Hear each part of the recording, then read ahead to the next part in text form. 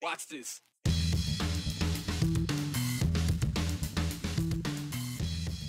Vacation in the Treasure Valley? Why not? Well, it's led to a surge of short-term rentals in recent years, and until recently, they've been unregulated. That's changing. You're going to need a license for that. It's been on the Capitol grounds for more than 110 years, and now we're learning more about the Capitol Canon. Just a bit more, because Tammy's dad didn't elaborate much. They say it signifies the true start of spring in Idaho. Animals strutting their stuff, from the valleys to the mountains, because that's just so Idaho. Well, since the advent of short-term rental companies like Airbnb, Vrbo, Vacasa, because of their convenience, we've seen a lot of their influence spread out across the state. So now, because of a long-term rental crunch, especially here in the Treasure Valley, we're in that phase of balancing the businesses of allowing people to rent out their homes to strangers in town for the short term, while also considering the long-term impact. Did you know until recently, Boise didn't have real ordinances or licensing requirements for things like Airbnbs? Well, that's going to change in a few weeks because Boise City Council passed new code for short-term rentals that do go into effect in May. Joe Paris spoke with the city of Boise about the changes short-term landlords can expect to see. If you operate a short-term rental or Airbnb in the city of Boise, before May 1st, there's something crucial you need to take care of. As of May 1st, short-term rental operators will be required to have a license. Nikki Hellenkamp is the mayor's housing advisor at the city of Boise. She says that the recently passed ordinance addresses feedback from Boise residents that operations like Airbnbs or VRBO rentals should be licensed in Boise. Hellenkamp says that they've made it simple for operators to apply and get licensed. Very easy to get one. You can just go online and fill out just some basic information about the property and your contact information, and then you'll be licensed. Cost for a license is $80 a year per property, and that covers the administrative costs for the licensing program. The city is trying to bridge short-term rental concerns from the community while also creating accountability for operators who rent out for short spans of time. Many short-term rental operators here in our community are folks who care very much about the neighborhoods that their homes are in. They want the homes that they operate to be assets to their community. And they're also commercial businesses that are operating in residential neighborhoods. So sometimes there are impacts on the neighbors. Things like noise, trash, liability, and parking are major concerns for some neighbors in Boise. The new ordinance creates standards that operators need to meet, like requiring liability insurance, maintaining trash services, and having a local contact available to address issues. Some vendors have voiced complaints, for example, that operations don't have someone local to answer to legitimate concerns, things like noisy guests and garbage flowing into the street. If it's a different set of guests every weekend, you can't necessarily address the problem with, your rotating cast of characters here. So just having the contact information where they'd be able to contact the city and say, can you help us get in touch with, this owner, or make them aware of the issue that we're having so that we can just get it addressed, is one of the components, just so somebody's reachable. The new code also requires safety equipment in rentals like smoke detectors, carbon monoxide detectors, and fire extinguishers. The city is working to get short-term rentals ready for the changes that go into effect May 1st. After that day, there will be enforcement of the new code. Our code compliance office is always just trying to bring people into compliance. Usually it's just an education issue of, oh my gosh, I had no idea I even had to do this. And folks are usually pretty appreciative of the information and are willing to just, sign up. Like I said, it's really easy and can just be done online. The new licensing requirement will also give better data on how many short-term rentals are actually operating in the Boise area and what the impact of that is. It kind of comes down to the question of, well, how many are listed elsewhere? How many are we talking about that are maybe not going to be captured on your big platforms? And how can we capture the information about the entire market? All right, Joe, she mentioned the code compliance office that deals with some of these things already, but how aggressively or how will they be enforcing this stuff? Well, there's an understanding that when the month of May starts, that it's not going to immediately, every short-term rental in the area is going to be immediately ready to go. They understand that there are some changes that need to be made, as well as some paperwork that needs to be filed with the city of Boise. So they are going to be serious about this, but like you just heard in our interview, this is more of teaching people about, okay, these are going to be the expectations going forward. You need to, by rule and by law, get these things taken care of, you know, safety things, carbon monoxide detectors, fire extinguishers, etc. But in terms of getting the license just to operate the short-term rental, they're very serious about this, and you do need to go get one of these things. This isn't one of these things you'll be able to, you know, escape below the radar. So on May 2nd, are they going to knock on everyone's door? No, but it is understanding that, okay, we need to get this done. We are going to be serious about controlling the situation. Aside from the licenses, I mean, some of these companies already have these kind of codes in place that you have to, you know, fire extinguishers, that kind of stuff, or smoke detectors. This just adds another layer of making sure. This is a catch-all. So if an independent company doesn't maintain something or require something, now there's a local ordinance in Boise that says, okay, you at least have to do this according to the city. All right. Thank you, Joe. All right, property tax relief. One of the hot button topics going into this past legislative session, especially given the untethered increase in housing costs, as we just talked about in Idaho. People were wanting anything, any sort of relief their state leaders could provide. However, as is always the case when property taxes come up at the State House, the state doesn't really have much to do with how or why our property taxes are so high. We get reminded of that.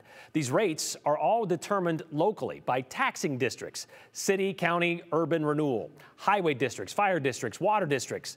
There's even an auditorium, a herd, and a weed control district, depending on where you live. There are 37 districts, according to Idaho State Tax Commission website, across the state. So your issue, say your state lawmakers, should be with your local leaders. But there is something the state can do about what you pay in property taxes. They call it the circuit breaker, which works just like the electrical version in your garage. It shuts off the flow of electricity when the system is overloaded. So in other words, when property taxes exceed a certain percentage of your income, it's supposed to override the system. The circuit breaker, a clever name for the property tax reduction program. Anyway, we reached out to Ada County Assessor Bob McQuaid to have him make this make sense to us in less than 30 seconds. That is a program where the state will reimburse, will pay the part of a qualifying applicant's property taxes. They reimburse the county for that. And to qualify for that, you have to be age 65 old or over that, widow or any age at all, legally blind. And then there's also a veterans program that has the same requirements. Got it in there. There you go, Bob. So basically, this is about keeping people who are in those kind of groups, you know, maybe limited income, at least have a chance to stay in their homes. A little more information. They tweaked it a bit this year, and the program, which is funded by the state, provides up to $1,500 in property tax relief for eligible homeowners, as you just heard. And those who make under $32,000. That's the criteria. And the deadline to apply for this reduction is a week from today, Monday, April 18th. Even if you applied for it last year, you're reminded you need to do it again this year. McQuaid says right now only about 70 to 75% of those who are eligible actually take advantage of this program. So check with your city assessor's office for more information.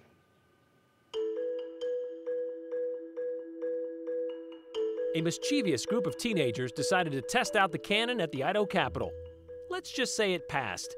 And that means we can pass along the rest of the story nearly 80 years later. But before we get to that story, let's make sure we have some time to hear from you. Text us your questions, your comments, and yes, even your complaints about the show. Just make sure they're constructive, you know? 208-321-5614. Be sure to always include your name and the hashtag #the208.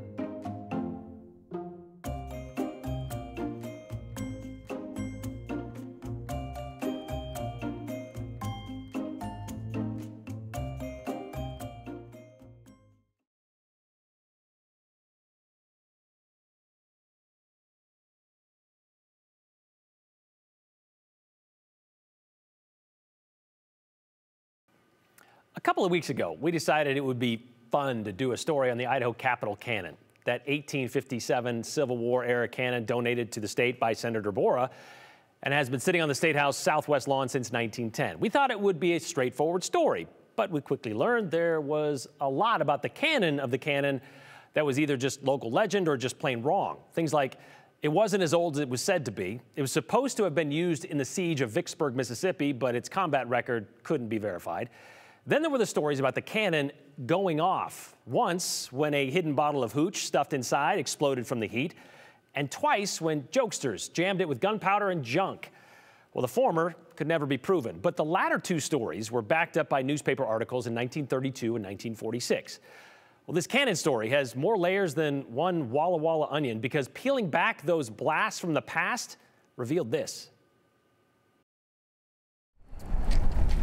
Like a lot of kids who grew up in Boise, Tammy Roby remembers her occasional trips to the state capitol. Well, when the schools came down here, took us on our field trips. But Tammy's memories go back further than that. Oh, we tell the story every time we drive by. The story We talk about it, yeah. is one of the few connected to the Capitol cannon. May 23rd, 1946. Tex Beneke was atop the charts with Glenn Miller. President Harry S. Truman was in his second year of his first term. And apparently, Boise pranksters were setting off the State House cannon. Boise police said 6 or 7 kids placed black powder in the Civil War 42-pound cannon and touched off an explosion that shook the State House, the Federal Building, and Hotel Boise windows. One of those 6 or 7 kids, Right, that's right, absolutely. was Tammy's dad. Heard about it all the time. And my dad was really proud of it. He was. He was.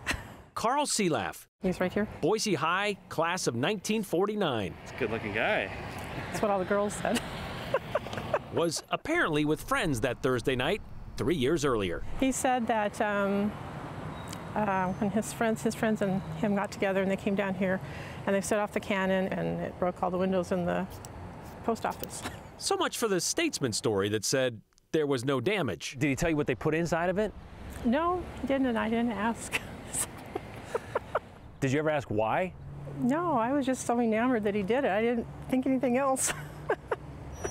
I don't know why I never asked. I just enjoyed the story, I guess, with my dad. It was a short one, too. A very short story. But he told you the story a lot. A lot, yes. He was very proud of himself. So proud, I guess because he did it. he had no problem sharing it. And the whole family, he's told everybody. He's told everybody. Mm-hmm.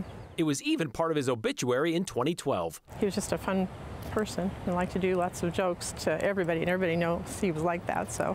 Carl was mischievous, it said, and spent a lot of time with the local police officer's son. Together, with their friends, they loaded the cannon in front of the Capitol and shot it off. An admission that prompted this letter. I didn't know Carl, but my dad did. My dad was Dave Haskin, the son of the chief of police in Boise at the time.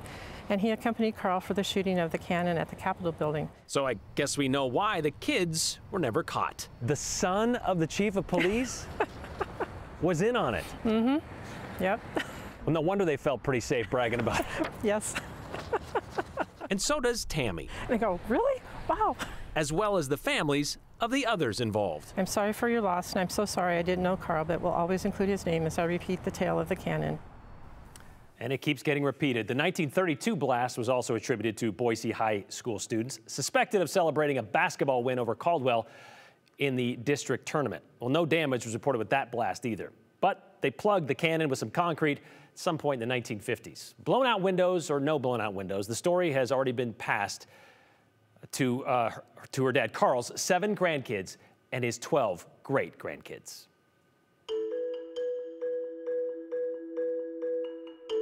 You know, you could put a lot of things in the bed of a truck, and in Idaho, we think that could be anything, and we're pretty stubborn about it. Remember, send us the things you see while you're out and about and make you think, that's so Idaho. You can send them to us the same way you text to us. Our number, 208-321-5614. And as always, include your name in the hashtag the 208. And guess what? We might share yours at the end of the show.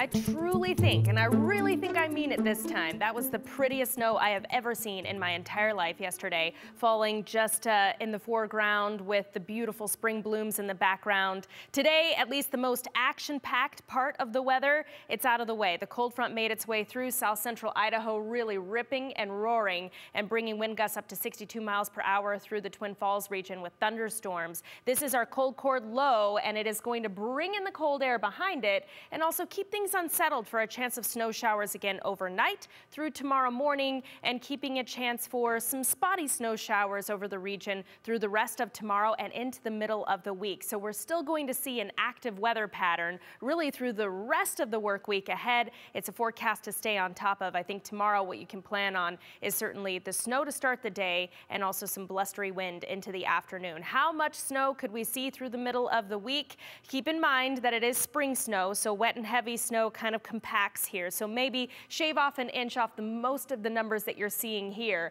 A coating really all we'll see for the valley locations, and that'll favor more the grassy surfaces rather than the pavement. Pavement's pretty warm and it'll melt about as fast as it's falling, like we saw yesterday. Here's a look at the 7-day forecast, and yes, there is a lot to see here again with active weather continuing into the first half of the weekend. So if you want a closer look at all of these details, you can always find that at ktvb.com. You know, mules have a pretty rich history in Idaho. There's Jesus Urquidez, who became well known for his pack train capabilities in the early days of the Idaho Territory, once taking 10,000 pounds of copper wire to Chalice by wrapping it all around 35 mules. To today, with those who use mules to head into the backcountry for some Idaho adventures. Heck, there's even a local coffee company who will deliver you some cold brew by mule trailside while you're hiking the Boise foothills. So it stands to reason this bond with these beasts of burden goes back a few years, much like the 23rd annual Select Mule Sale, the Salmon Select Mule Sale, or basically the length of time it took me to get to the point of the story. Okay, so the Mule Sale and the Horse Sale was this past weekend in, you guessed it, salmon of all places. Yep, Friday was dedicated to the mules. And to highlight the animals, they showcased everything, their skills in the arena, and they also showcased their speed with a flat-out mule race. And here they come down the stretch. Yes, they get after it, don't they? And the judges, they better get away from it. Watch how close they get to the step aside. No word on the moniker of the mule who won that race, but we all know it was the fans in the stands who won, right? The fans, mule fans, were the real winners here, other than those sitting in that cloud of dust. And as much as we would like to label that video as something that is so Idaho, it wasn't nearly as Idaho as this 5-second clip recorded by Russ Stoddard, simply titled Salmon Idaho. So Idaho. Did you see it? Here, we'll show it again. Look at this. Oh, there it went. Wait. Here it comes. All right, let's break this down. We have a late 90s Dodge Ram pickup truck, right? Check. Perfect two-tone paint job on that thing. We have two cowboys in the cab, who seem very comfortable with the situation they're in right now. Oh yeah, the mule standing in the back, tethered to the utility rack in the back there. Yep, perfectly fine. And then there's this other very good boy in the back as well, the cow dog. He's got his cowboys in the cab, his equine buddy in the back with him. He's very content with what is going on right now. And again, so Idaho. Everything about that 5-second clip is just chef's kiss, so Idaho. By the way, there were 110 horses sold at the Salmon Select Sale. High seller was a beautiful Gypsy Vanner gelding for $52,000. As for the mules, 55 of those were sold. Highest price paid, $49,000. Pretty impressive. All right, continuing with animals in Idaho's backcountry. Well, not quite backcountry, but along the Boise front. It's that time of year, despite the curveball Mother Nature's throwing us this week. This is the time of year when the weather warms up and the grasses come up as well. Idaho's ranchers head their herds to the higher ground to graze. Used to be they had a sort of free reign of the free range, but these days with population and roadway expansion, these ranchers rely on traffic stops to get their animals to their springtime starting points. So here we are with the annual sheep hop across Highway 55 with Eagle Police shutting down the 5-lane road near Beacon Light to let the hundreds of sheep cross the highway. Rancher Frank Schertz and his crew, they've been doing this twice a year for decades.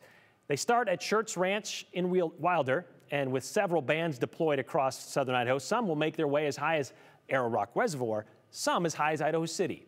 All right, well, here's Schertz Sheep Springtime Transhumance.